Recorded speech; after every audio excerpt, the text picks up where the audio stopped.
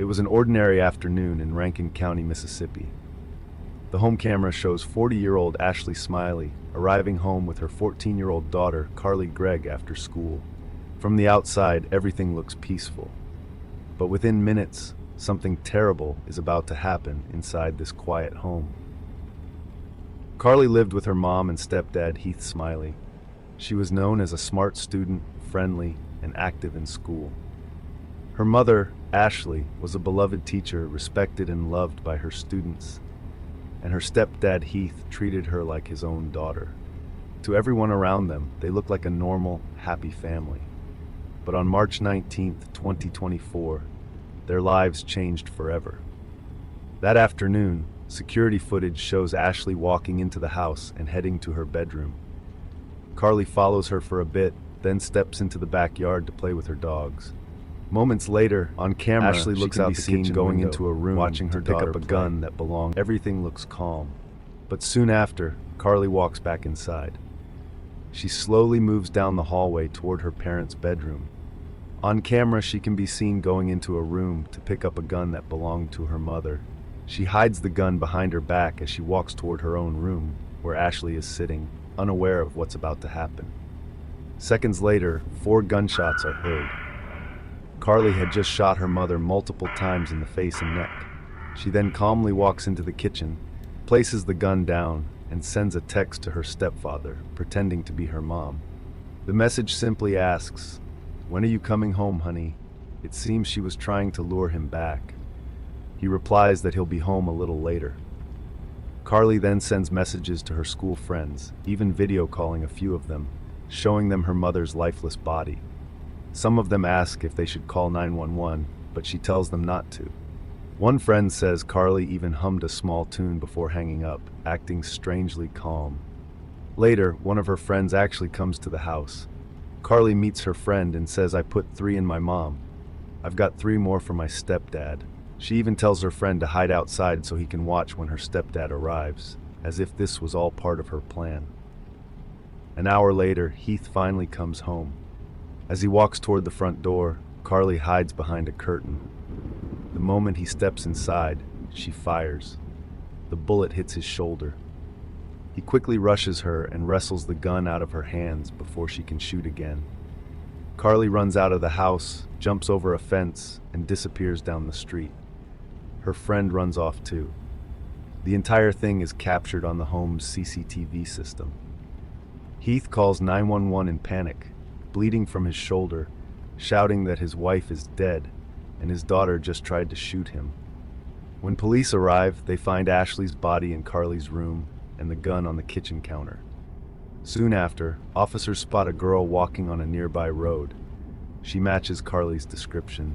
When they ask if she was involved in the shooting, she quietly says yes. At the police station, investigators begin watching the home's CCTV footage. Piece by piece, they see the full story, from the calm arrival home to the shocking murder. Friends tell police that a few days earlier, Ashley found out Carly had been secretly vaping and using marijuana. She wasn't angry, just disappointed. But it seems Carly took it very personally. Police also find a note Carly had written a year before, full of sadness and regret. Her parents had even taken her to therapy for depression and anxiety, and she had recently started medication. She told doctors that the pills made her feel tense and restless, not calm. When the case goes to court, Carly rejects a plea deal that would have given her 40 years in prison. She decides to face trial, saying she wants the jury to hear her side, that the medication and her mental state affected her actions. Prosecutors argue that the murder was planned. They show the CCTV clips. Carly walking straight to the gun, checking if her mom was around, hiding the weapon, and pretending to text as her mom. They say she knew exactly what she was doing. The defense claims that Carly had no history of violence and must have been suffering a mental breakdown. They describe her as a bright, kind girl whose mind suddenly snapped under pressure. In September 2024, the jury in Rankin County, Mississippi, convicted 15-year-old Carly Madison Gregg of first-degree murder for killing her mother and attempted murder for shooting her stepfather. She was sentenced to life in prison without the possibility of parole for both murder charges, plus an additional 10-year term for tampering with evidence. The case is still active on appeal, meaning her legal journey is far from over. Sasha Samsuddian CCTV. On October 17, 2015, a security camera in Orlando, Florida, captured something terrifying. In the video, 27-year-old Sasha Samsuddian can be seen running through her apartment building. Just seconds later, a man follows behind her. That man is 33-year-old Stephen Duxbury, the building's security guard. But that night, he wasn't protecting her. He was hunting her. Sasha worked as a social media manager for a real estate company. Her friends said she was smart, friendly, and full of life. That night, she went out to watch a soccer game with her friend Anthony. After the game, they joined others at bars downtown to celebrate. Around 12:30 a.m., Sasha decided to head home alone. Anthony followed a little later, not realizing it would be the last time he'd ever see her alive. The next day, no one heard from Sasha. She wasn't answering texts or posting online, which was unusual for her. Worried, Anthony and two friends went to check her apartment. Her car was still in the parking garage, with a baby shower gift sitting in the back seat. Something she was supposed to bring that day. They knocked on her door, but there was no answer. Scared, they called 911. Police arrived and found no signs of forced entry. Using a code from the building owner, they opened the door and searched. Inside the bedroom, an officer noticed a hand sticking out from under a blanket. It was Sasha. She had been murdered. Investigators found her phone, purse, and key fob missing. There were marks on her neck. She had been strangled. A strong smell of cleaning supplies filled the air, which suggested someone tried to remove evidence. In the bathroom, detectives even found 2 severed fingertips, likely used to hide the killer's identity. Police began questioning everyone close to Sasha, starting with Anthony. They then spoke with the building's security guard. He said Sasha was drunk and couldn't find her key fob that night. He claimed he helped her into the building and then continued his patrol. To confirm his story, detectives reviewed the CCTV footage. At 1:46 a.m., the camera caught Sasha entering the building. A few minutes later, she was seen going up the stairs alone. But at 2:06 a.m., she suddenly appeared running, and right behind her was Stephen Duxbury. When questioned again, Duxbury said he only followed her to help her find her keys in her car. Police checked the garage footage, and sure enough, they saw both of them walking there together around 2:25 a.m. His story seemed to match, for now. Days passed with no solid leads. Detectives questioned Sasha's ex-boyfriend, her friends, and anyone who saw her that night. All were cleared. But then a neighbor came forward with an important clue. Around 2 a.m., he saw Sasha walking down the hallway, and about 10 feet behind her was Duxbury, following silently. That changed everything. Detectives rechecked all the footage and noticed something odd. Although Duxbury said he finished his shift at 6 a.m., a camera caught him at 6:39 a.m. carrying 2 large trash bags. Investigators immediately recognized the bags. They looked like the same kind used in Sasha's apartment. Duxbury normally wrote reports about trash left in hallways. He never took it out himself. This was suspicious. Police asked him to take a polygraph test. He agreed, hoping to prove his innocence. But during the test, when asked if Sasha was strangled, his reaction gave him away. The police had never released how she died. Only the killer could have known. After that, Duxbury asked for a lawyer, and the interview ended. With a warrant to search his home, detectives found shoes that matched prints from Sasha's apartment. Even more shocking, when they checked his phone, they found Google searches from the morning of Sasha's murder, searches for quick-set digital deadbolt override code, which was the same lock type used on apartment doors in Sasha's building. These searches happened just minutes before she was killed. With all the evidence gathered, police arrested Stephen Duxbury on October 30th, 2015, 2 weeks after the murder. DNA found on Sasha's body matched his. He was charged with first-degree murder and attempted assault. In 2017, after a week-long trial, a jury found him guilty on all counts. Duxbury was sentenced to 2 life terms plus 15 extra years in prison. Sasha's family and friends were left heartbroken. She was a kind, loving woman with a bright future, taken in a moment of evil. Even today, her loved ones remember her smile and her energy.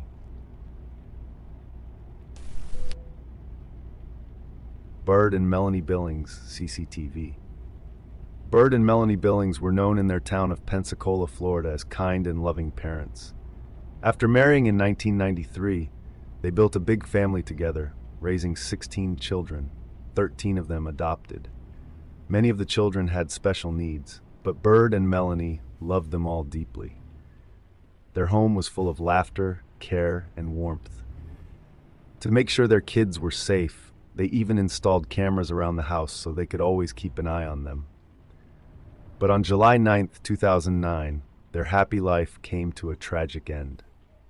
That evening, the police received a frantic 911 call from a neighbor. The caller said the mother and father next door had been shot and that there were children in the house. When officers arrived, they were shocked. The door had been kicked in, and the house was full of terrified children, some crying, some too young or unable to speak.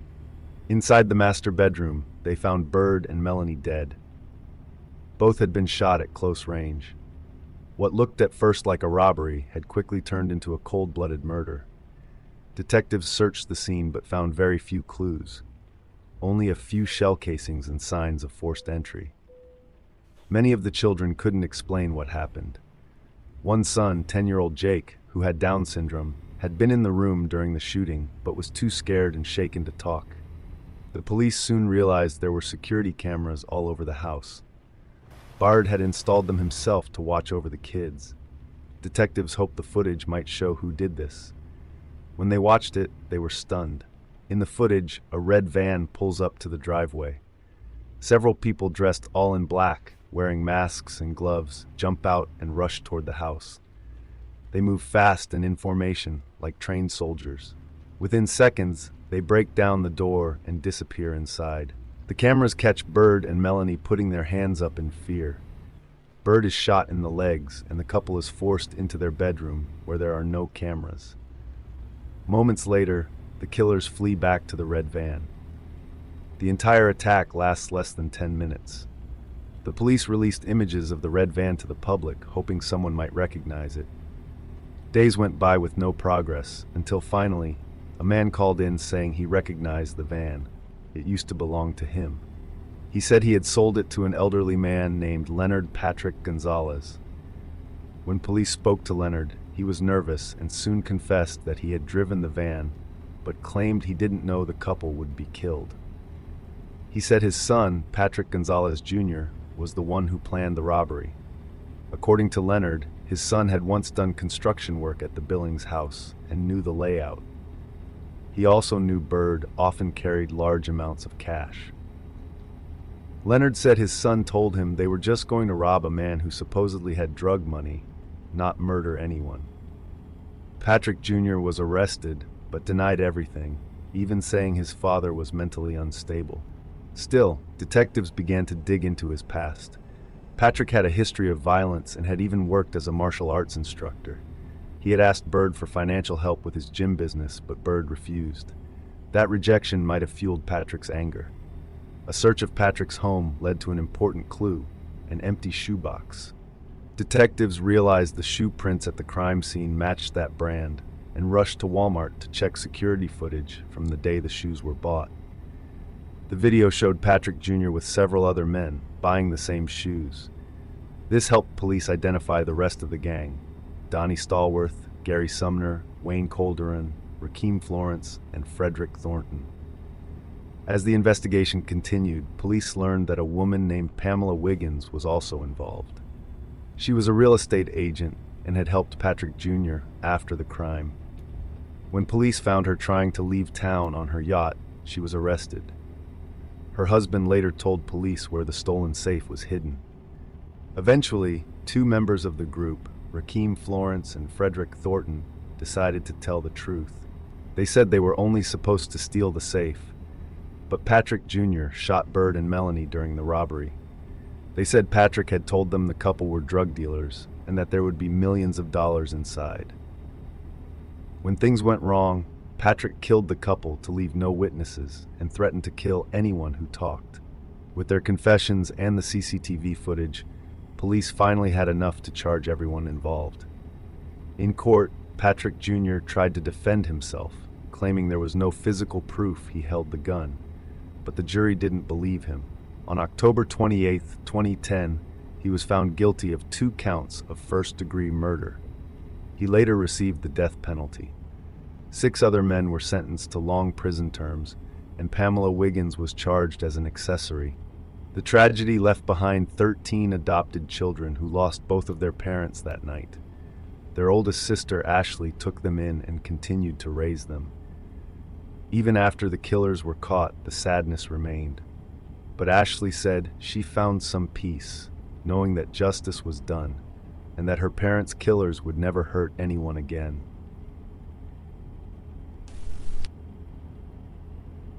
It was the morning of January 26, 2017 in Cleveland, Ohio. CCTV footage from a city bus shows a young girl stepping inside. Her name was 14-year-old Aliana DeFries.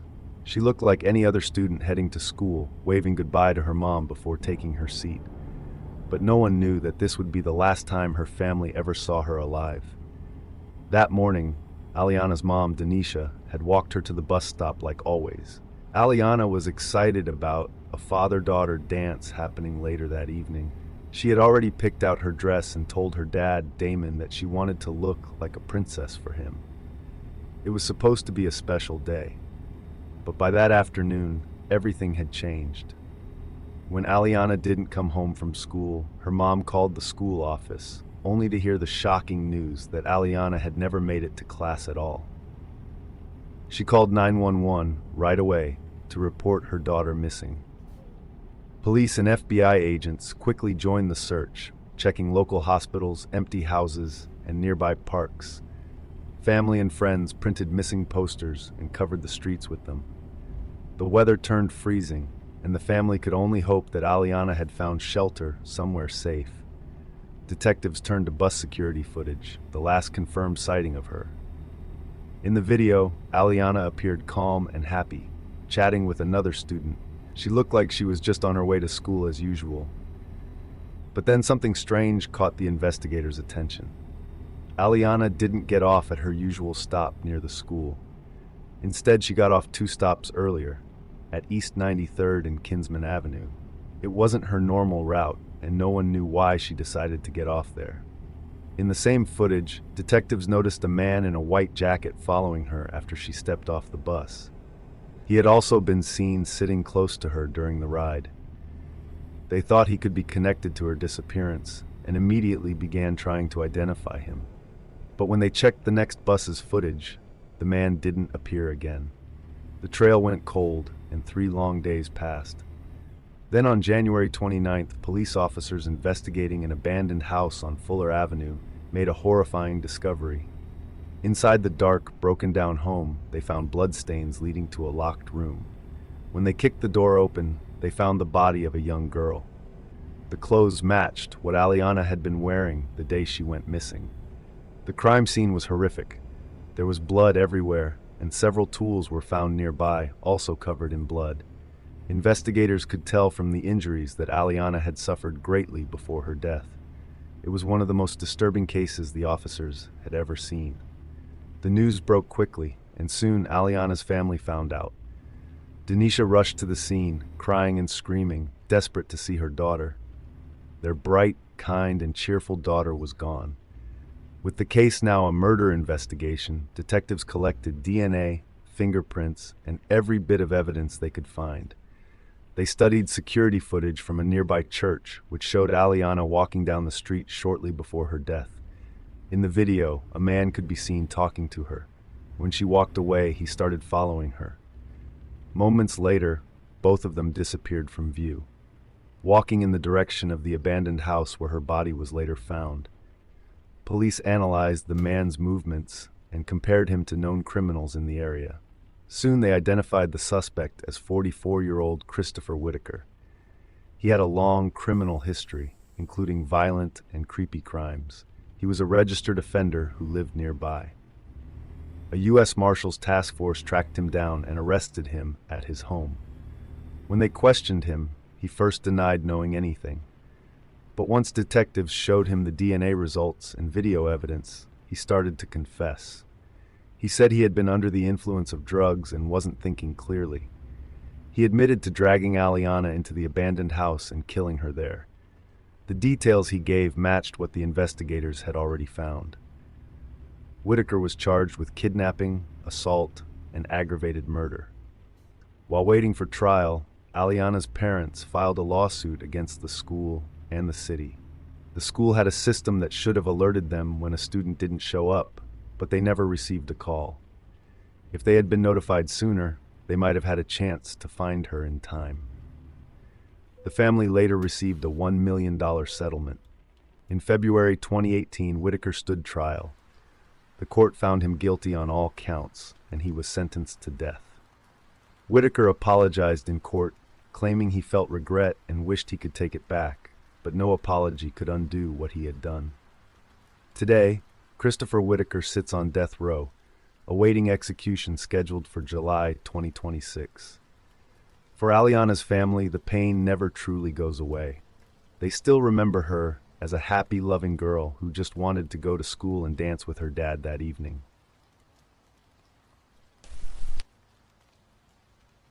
This is the story of 36-year-old Rod Metzer, a man who tried to fake being a hero, but ended up proving he was the monster all along.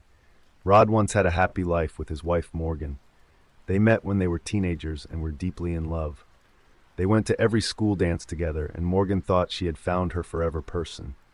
They married young and dreamed of a big family, but soon tragedy began to hit them again and again.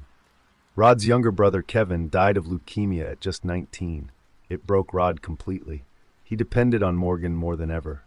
A year later, they had a baby boy, but he was born with a heart problem and lived only 18 days. Morgan was crushed. 3 months later, she became pregnant again, this time with twins. It should have been a happy time, but instead, things got worse. Rod's personality started to change. He worked as a day trader and would lose control whenever something went wrong. He screamed, slammed doors, and punched holes in walls. Morgan tried to calm him down, but soon his anger turned on her. He started blaming her for everything and began to abuse her. In order to cope, she would hide in the closet, and it became her only safe place. Rod manipulated her so deeply that she started to believe his lies. He made her think she was the problem, even convincing her parents that she had attacked him. Over time, Morgan began to question her own mind. One day, after another terrible fight, she decided to take the kids to her parents' house. As she was leaving, she looked back and saw Rod in the garage holding a gun to his head. She screamed, closed her eyes, and waited for the sound of a gunshot, but it never came. When she looked again, he just walked back into the house. That moment made her realize she had to leave for good. She filed for divorce, and even after they separated, Rod wouldn't leave her alone. He showed up at family gatherings and holidays without warning. He knew she wouldn't make a scene in front of the kids. Then, right before New Year's Eve 2020, Rod told Morgan that he had pancreatic cancer and didn't have long to live. Despite their history, Morgan still cared for him because he was the father of her children. She let him stay at her house, but on the sofa. On New Year's Eve, Rod texted her, asking to go on a date. She said no and decided to stay home to relax. Later that night, after watching a movie, she went to bed. Hours later, she woke up to the feeling that someone was watching her. In the dark, she saw a shadow standing in the doorway. Before she could scream, the figure rushed at her and hit her with a gun. The man tied her hands with zip-tie cuffs and demanded money and jewelry. His voice was low and strange, like someone using a voice changer. She couldn't see his face because he wore all black and gloves. Morgan realized this might be the end. As she lay helpless, she tried to remember any self-defense trick that could save her. The attacker dragged her outside, blindfolded her, and left her on the porch. He warned her not to move or he'd come back and shoot her. For 40 minutes, she lay still in the freezing dark, thinking she was going to die. Then she heard footsteps and someone calling her name. It was Rod. He rushed to her, pretending to be shocked and worried.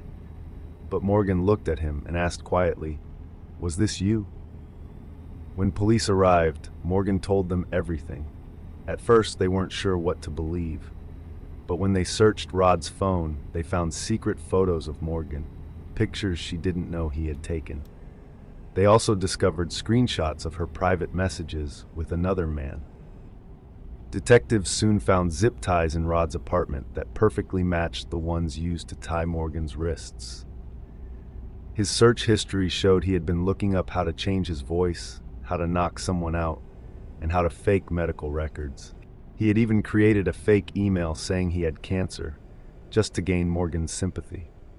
They also found a last letter where he wrote about killing her, and then doing the same to himself. When police checked store cameras, they saw footage of Rod buying those exact zip ties 2 days before the attack. Security video from his apartment building showed him leaving just before the break-in and returning minutes after. The story he told about someone knocking on his window was completely fake. Eventually, Rod confessed. He admitted he had attacked Morgan in a twisted plan to make himself look like a hero who saved her. In court, Morgan faced him one last time. She said, "You were the love of my life, but living with you was like living with a monster." In 2021, Rod Metzer was sentenced to 25 years in prison. He'll be eligible for parole after 20. But Morgan says she will fight to make sure he serves every single day.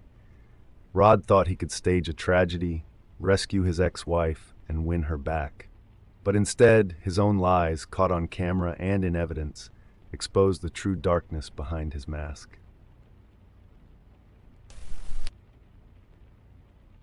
In March 2014, a security camera outside a bar in Carlsbad, New Mexico, recorded a woman walking out alone. Her name was Emily Lambert, a 30-year-old teacher from Dallas, Texas, and a mother of 2. Emily had driven 8 hours from Texas to visit her boyfriend, Robert Early. He worked in the oil fields near Carlsbad, and they had been dating for about 8 months. Friends said Emily seemed very happy with him. He got along well with her daughters, and everyone thought he was kind. On the weekend of February 28th, Emily arrived in New Mexico to spend a few days with Robert. She called her mother and sounded cheerful. But the next day, everything changed. On Sunday morning, Emily's mother got a strange call from Robert. He told her that they had gone to a bar, had some drinks, and that Emily suddenly left. After that, she never came back. Emily's parents immediately drove 8 hours to Carlsbad to help search for her. They feared the worst. Meanwhile, police began investigating. When they checked Robert's motel room, they found Emily's clothes neatly folded, her phone on the nightstand, her purse still in her car, and her vehicle parked right outside. It didn't look like she had planned to go anywhere. Detectives questioned Robert. He said he went to bed thinking Emily would return, but she didn't. They then checked the security camera at the bar. Around 11:30 p.m., they saw Emily leaving alone. She looked upset and was walking fast. After that, there were no cameras and no witnesses. At first, Robert seemed calm and helpful when police talked to him. He described their evening, where they ate, what they drank, and even mentioned that another man had flirted with Emily at the bar. He said that made her angry, and she stormed off after an argument. When they checked with Robert's ex-girlfriend and ex-wife, they learned he had a bad temper and could be violent. That made detectives suspicious. They asked him to take a lie detector test. Robert agreed, but he failed. After that, the police saw him as a suspect, not just a boyfriend. Detectives talked to other guests at the motel. One person said they heard loud fighting and arguing in Robert's room that night. But Robert had said Emily never came back to the room at all. When police confronted him, he finally admitted they had argued in the room. He said she wanted to drive home while drunk, and he tried to stop her. Then, according to him, she ran out and a man in a white truck picked her up.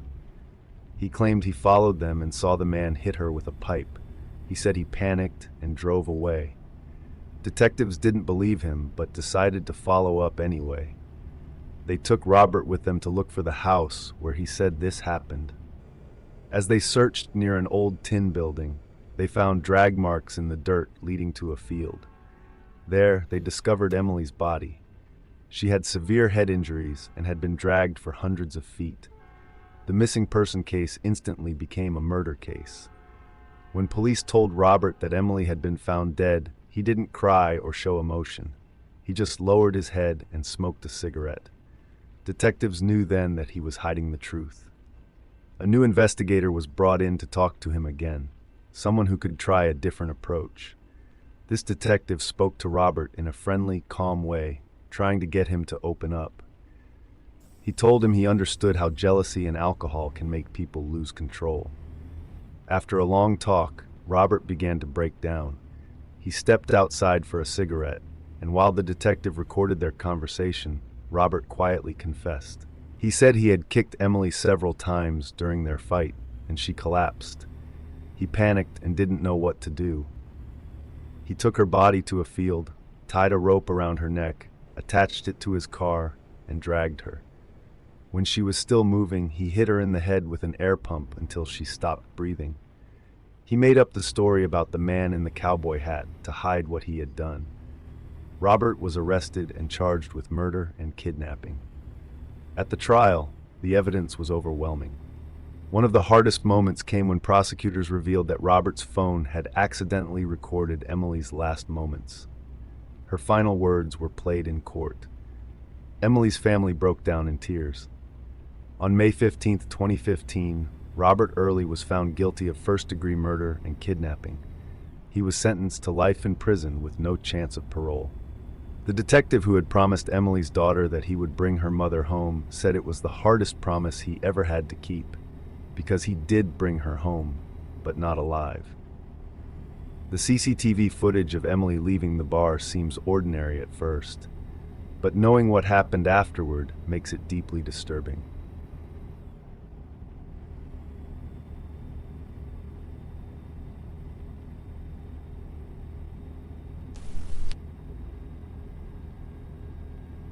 It was a quiet night on March 23, 2022, in St. Lucie County, Florida. Around 11 p.m., a silver Honda Civic was found crashed along South Indian River Drive. The car had rolled over and was badly damaged, but when police arrived, the driver was gone. Witnesses said they saw a young woman climb out of the wreck, looking lost and confused.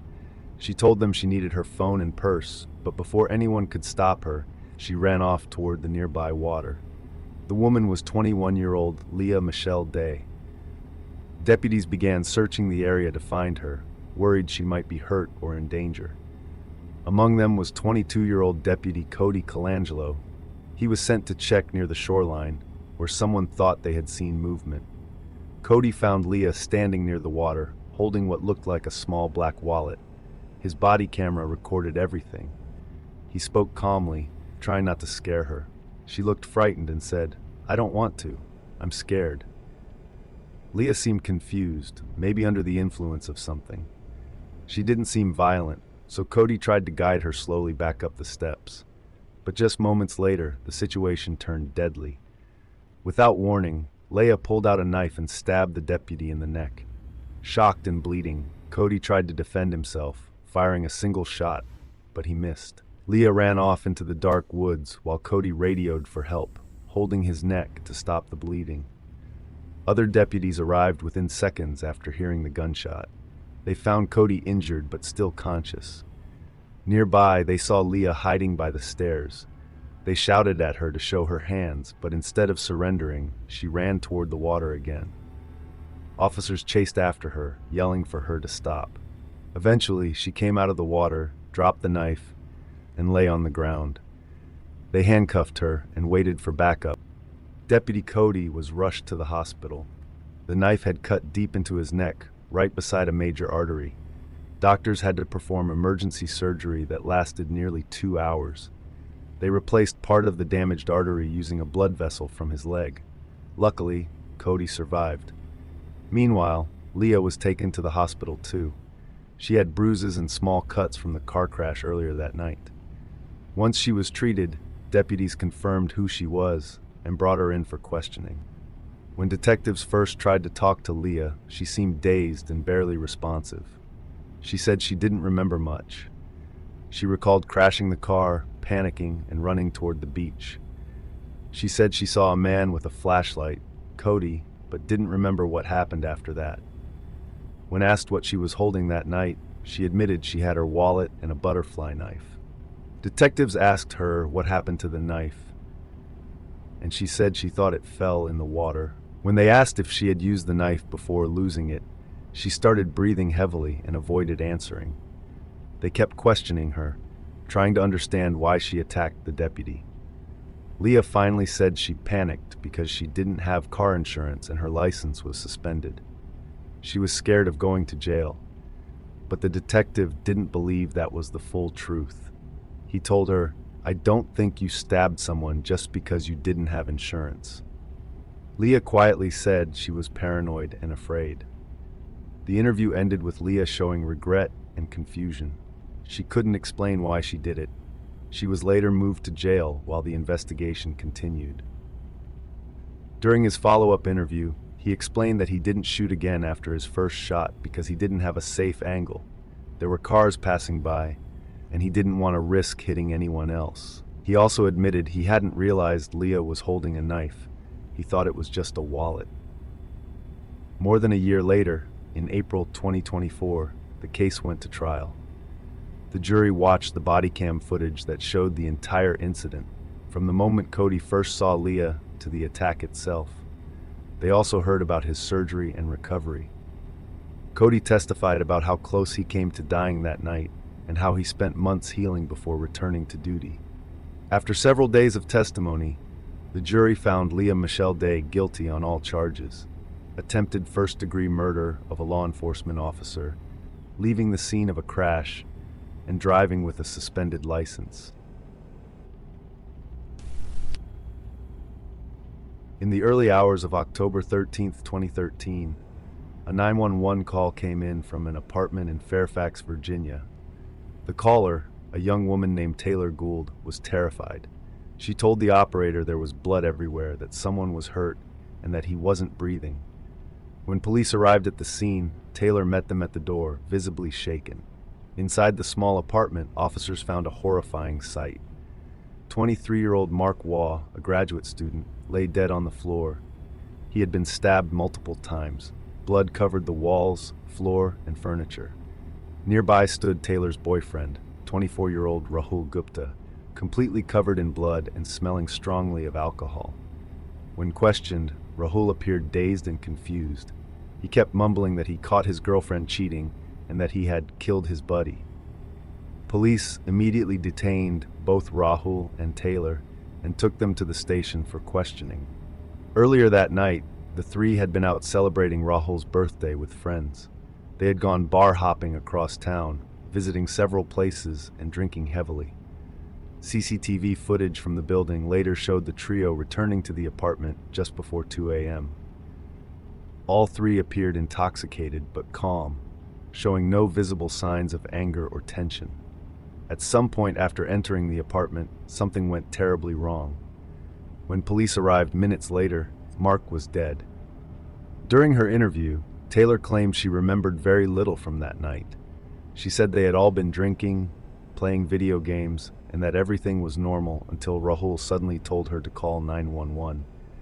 She insisted she had no idea how Mark was hurt. When told that he had died, she seemed shocked and broke down crying. Rahul, on the other hand, gave confusing answers. He said he didn't know what happened, but denied stabbing his friend. He claimed he had been sitting on the couch when he heard Taylor scream. He looked up and saw Mark on the floor, bleeding heavily. Rahul said he rushed to help, tried to stop the bleeding, and told Taylor to call for help. He also admitted he had been very drunk and high, and that his memories were blurry. Detectives, however, were suspicious. Rahul's first words at the crime scene, admitting he killed his friend, sounded like a confession. But as he sobered up, he denied it, saying he must have said those things out of shock. Investigators believed he may have confessed to protect Taylor. The case grew more confusing as detectives examined the evidence. Rahul was found drenched in blood, while Taylor had only small stains on her hands. She didn't have any major injuries, no bruises, and her hair and makeup were perfectly in place, which made police doubt she had been involved in a violent struggle. However, the defense team pointed out several strange details about Taylor's condition that didn't match her version of events. Photos taken right after the 911 call showed she had changed her outfit before police arrived. She also had 2 small cuts on her hand, which some experts said could have come from gripping a knife during a stabbing. Forensic evidence added more layers to the mystery. Investigators found one of Taylor's contact lenses stuck to the back of Mark's jeans, suggesting she had been very close to him during the attack. Her broken and bloody fingernails hinted at some kind of struggle. There were also strange text messages from Mark's phone that night, sent to a friend shortly before he died. One of them read, "My night is becoming historically awkward. I'm about to gnaw my hand off so I can leave in an ambulance." It suggested that something uncomfortable was happening between him, Taylor, and Rahul before the violence broke out. Detectives believe the motive might have been jealousy or an argument fueled by alcohol. Rahul and Taylor had reportedly been fighting more often in recent weeks, and Rahul was known to get possessive when drunk. Rahul's lawyer argued that he was too intoxicated to form a clear memory or commit such a violent act intentionally. He also claimed that Rahul had only gotten Mark's blood on him because he tried to give CPR. The CCTV footage showing the 3 entering the apartment remains haunting. They look like normal friends having a fun night out, unaware that tragedy is just minutes away. Eventually, after years of legal battles, Rahul Gupta was found guilty of second-degree murder in 2015 and sentenced to 25 years in prison. Prosecutors said his drunken confession, along with the physical evidence, proved he killed Mark in a jealous rage after believing Taylor had been unfaithful. Taylor Gould was never charged. She later testified that she truly had no memory of the attack and that Rahul had always been protective of her. This next story takes us to a small town in County Offaly, Ireland, called Tullamore. In 2022, it was home to a young woman named Aisling Murphy. She was 23 years old, bright, motivated, and full of life. From a young age, she dreamed of becoming a teacher, and not long after finishing college, she got her dream job at Durrow National School. Her coworkers said she fit right in from day one. Her father said she was always busy, always trying to do her best, and always making the most out of every single day.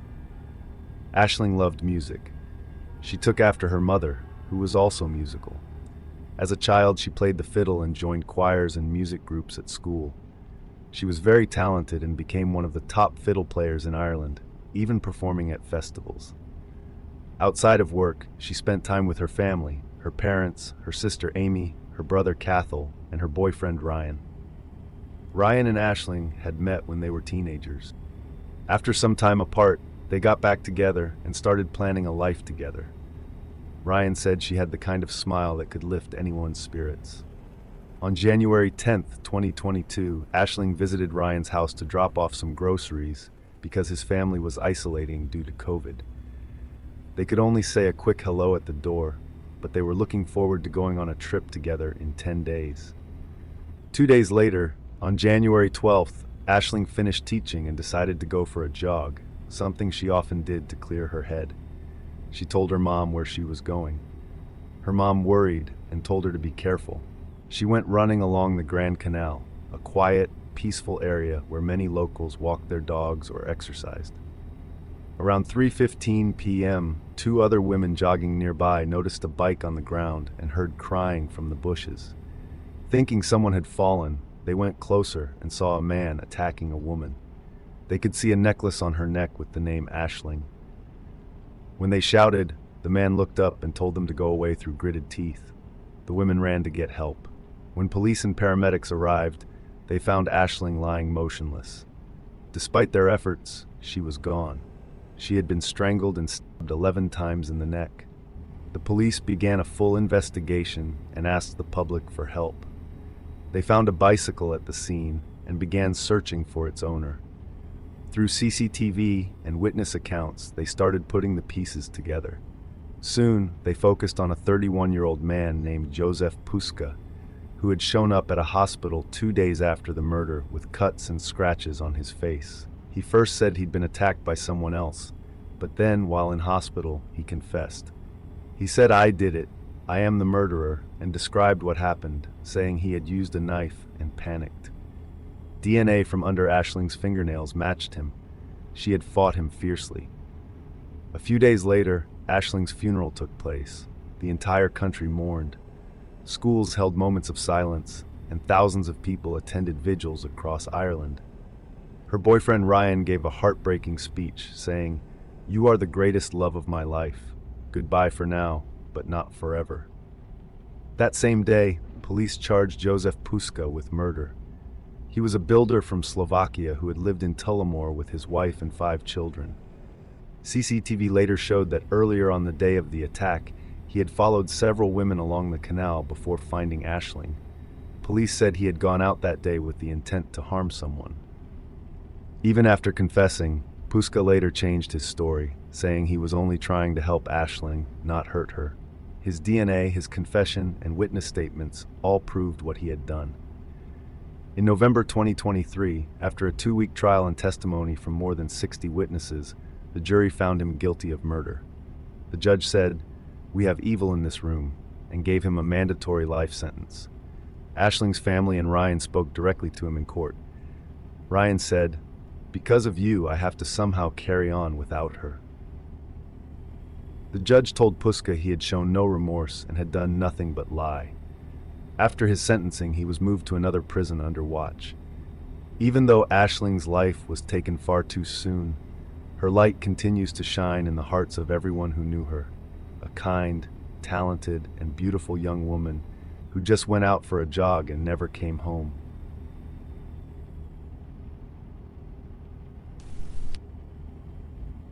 Graham Dwyer and Elaine O'Hara. In 2012, a woman named Elaine O'Hara went missing from Dublin, Ireland. Her case seemed at first like a sad disappearance, but what was later discovered through CCTV and digital evidence turned it into one of the most disturbing murder cases in the country. Elaine was born in 1976. She was shy and had a hard time growing up. People at school bullied her, and she struggled with depression and other mental health problems. Her mother passed away when she was 26, and her doctor, who she trusted a lot, also died soon after. These losses made her very lonely. Elaine worked with children and dreamed of becoming a Montessori teacher. She lived alone in South Dublin and took night classes. Her family knew she had a kind heart, but also knew she was very vulnerable. On August 22, 2012, Elaine disappeared. The last time she was seen alive was on CCTV leaving her apartment. Something strange stood out. She was holding a phone that wasn't her usual one. Later, police would call it the mystery phone. A jogger saw her later that evening in Shanganagh Park, not far from where her mother was buried. She was crying near a grave. Her car was later found in the park, close to dangerous cliffs.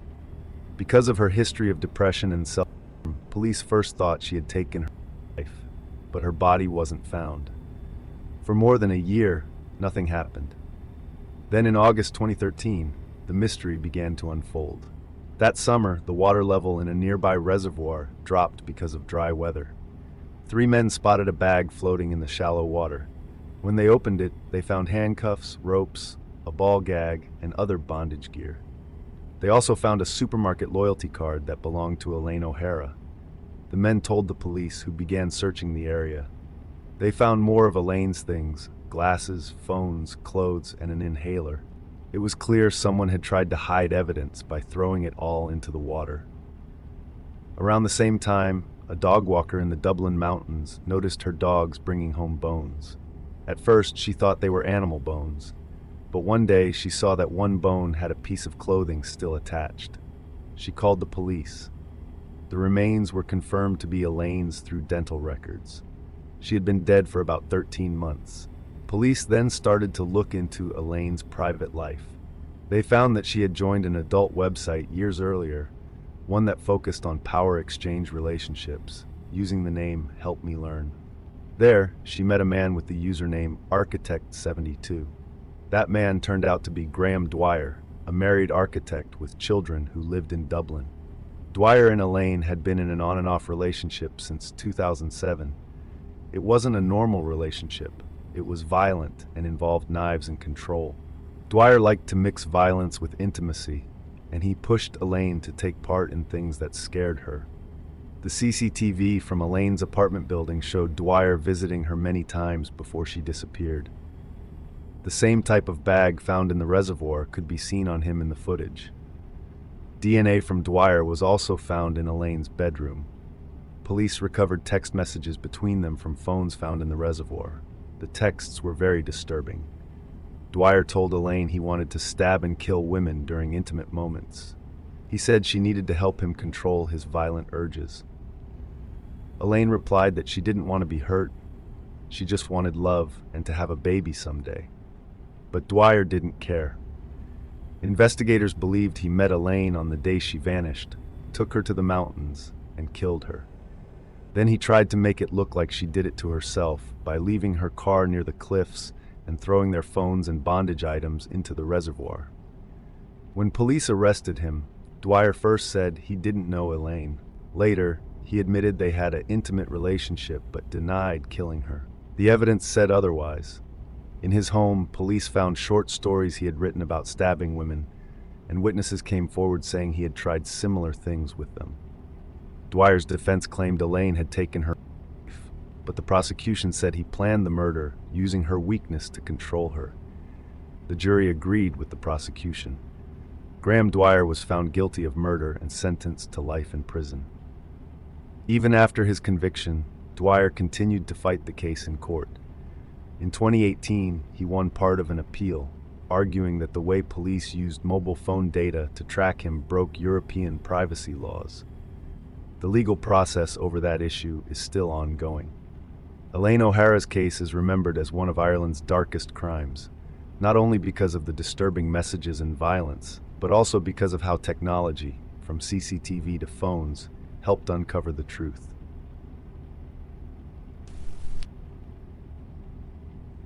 The Isle of Bute in Scotland is a small and peaceful place. It's the kind of town where people know each other and often leave their doors unlocked. But in the summer of 2018, this quiet community was changed forever by a terrible crime: the murder of 6-year-old Alicia MacPhail. Alicia was born in October 2011 to her parents, Georgina and Robert. Though her parents had separated, they both adored her. She was cheerful, curious, and kind to everyone. Her teachers said she loved learning and made friends easily. She lived with her mother and younger sister on the mainland, but often visited her father and grandparents on the Isle of Bute, especially during school breaks. At the start of the summer holidays in 2018, Alicia went to stay with her father. On the evening of July 1st, around 11 p.m., her father's girlfriend, Tony McLaughlin, checked on her. Alicia was sound asleep, so Tony went to bed too. The key was left in the front door, something common in the area. A 16-year-old boy named Aaron Campbell was at a party nearby. He lived on the island with his parents and sister. Outwardly, he seemed like an ordinary teenager, funny, friendly, even running a small YouTube channel. But privately, his thoughts had grown dark. He had started drinking, using drugs, and speaking about violent fantasies. He once said he wanted to kill someone just to know what it felt like. As the night went on, Aaron argued with his mother and messaged Tony McLaughlin trying to buy drugs. When she didn't reply, he decided to go to her house, where Alicia and her family were staying. He took a kitchen knife with him. At 6 a.m., Alicia's grandfather woke up for work and went to check on her. Her bed was empty. The family searched the house, but she was nowhere to be found. They called the police immediately. When Tony checked her phone, she saw missed calls and messages from Aaron Campbell during the night. She messaged him to say that Alicia was missing, and he replied with laughing emojis, saying he was sure she hadn't gone far. A large search began that morning. Sadly, at about 9 a.m., a man walking his dog found Alicia's body in a wooded area about 15 minutes from her home. She had been assaulted and murdered. Her mother, still on the mainland, learned what had happened through Facebook posts. The community was heartbroken. Everyone wanted to know who could do such a thing. Among those helping the police was Aaron Campbell's mother, Jeanette. She checked their home's CCTV footage, hoping it might show something useful. What she found instead shocked her.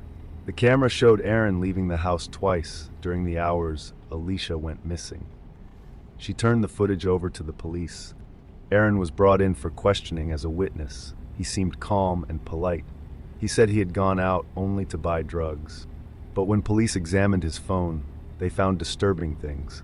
Searches about DNA at crime scenes, strange messages, and the same Snapchat he'd sent joking about finding the killer. His DNA was later found on Alicia's body, proving he was the one responsible. When confronted with the evidence, Aaron first denied everything. He even tried to blame Toni McLaughlin, claiming they had an affair and that she planted his DNA to frame him. But soon, the truth became clear. In the early hours of July 2nd, Aaron had entered the unlocked house, picked up Alicia as she slept, and carried her away.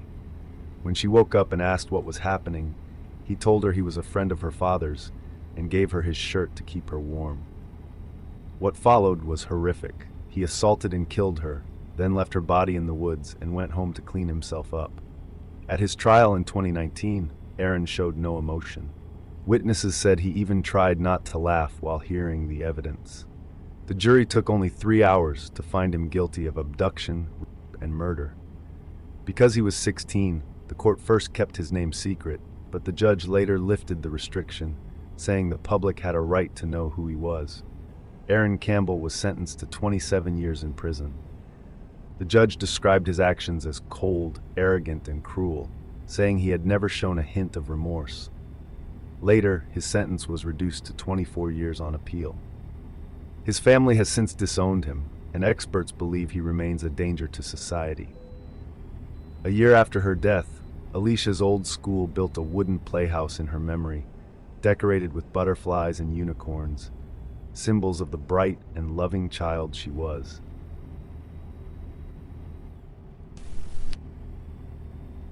It was the night of September 13th, 2016 in Denton, Texas. CCTV footage from a local bar shows a young woman walking in. Her name was Jackie Vandegrift, a 24-year-old college student studying nutrition at Texas Women's University. She looked happy and calm, just like any other person enjoying a night out. But only a few hours later, she would be dead. The next morning, police were called to Grapevine Lake, not far from the town. What they found there was horrifying. Inside a small blue kiddie pool lay a body that had been cut into pieces and set on fire. The remains were so badly damaged that officers couldn't even tell at first if it was a man or a woman. Later, fingerprints confirmed the victim was Jackie Vandegrift. Detectives began searching for clues. CCTV cameras showed Jackie at a bar the night before, talking to a man no one recognized. The footage became the first big lead. Soon, police identified the man as Charles Bryant, a 30-something fitness trainer who lived about 20 miles away. When police checked Bryant's past, they discovered troubling details. He had a history of harassing and stalking women, including one young woman named Caitlin Mathis. Caitlin had recently ended a short but intense relationship with Bryant, and what she described about him was disturbing. Caitlin met Bryant a few months earlier while working at a restaurant. He seemed charming and confident at first, but soon his controlling side came out. He wanted to know where she was all the time, and he tried to isolate her from others. Her mother even warned her, saying she had a bad feeling about him, that he would hurt her one day. When Caitlin finally broke up with him, Bryant refused to let go. He started showing up uninvited, at her mother's house, at her college dorm, even at her workplace. He followed her around campus, and she was terrified. Eventually, police issued a restraining order to keep him away from her. But Bryant didn't stop. He was obsessed. Just 2 weeks later, on the night of September 13th, he was seen again. This time at the same bar where Jackie Vandegrift walked in looking for a job. Jackie didn't know who he was. They started chatting, and after a while, the two left together. It was raining that night, and people assumed he was just giving her a ride home. The following day, Jackie's burned remains were found.